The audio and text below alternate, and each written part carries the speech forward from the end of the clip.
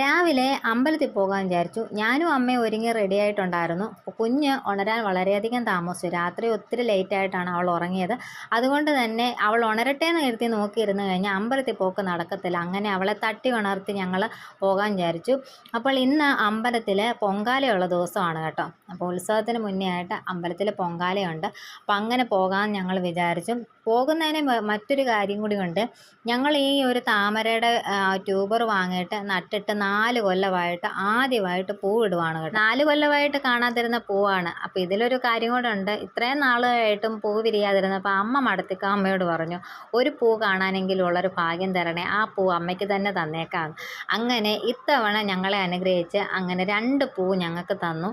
അതിലൊന്ന് നന്നായിട്ട് വിരിഞ്ഞപ്പോൾ അത് അമ്മയ്ക്ക് തന്നെ കൊടുക്കാൻ വിചാരിച്ചു. അങ്ങനെ ഞാനും അമ്മയും കുഞ്ഞും കൂടെ പൂവും, അതായത് താമരപ്പൂവും പറിച്ചുകൊണ്ട് ഞങ്ങൾ പോവാണ് കേട്ടോ. ഓട്ടോയിലാണ് ഞങ്ങൾ പോകുന്നത്.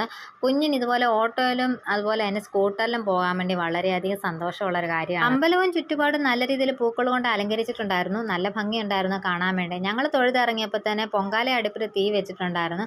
അങ്ങനെ ഞങ്ങൾ കുറച്ച് നേരം കൂടെ നിന്ന് പൊങ്കാല പായസമൊക്കെ കഴിച്ചിട്ട് പോകാം എന്നാണ് വിചാരിച്ചത്. പക്ഷേ കുഞ്ഞ് രാവിലെ ഉണർന്ന് കുളിച്ച് ആ നേരെ അമ്പലത്തിലോട്ട് വന്നതുകൊണ്ട് അവൾക്ക് നല്ല രീതിയിൽ വിശക്കുന്നുണ്ടായിരുന്നു. ബിസ്ക്കറ്റ് അങ്ങനെ ചെറിയ രീതിയിലുള്ള ഭക്ഷണമൊക്കെ കരുതിയിട്ടുണ്ടായിരുന്നെങ്കിൽ അവൾക്കൊന്നും പറ്റുന്നില്ലായിരുന്നു.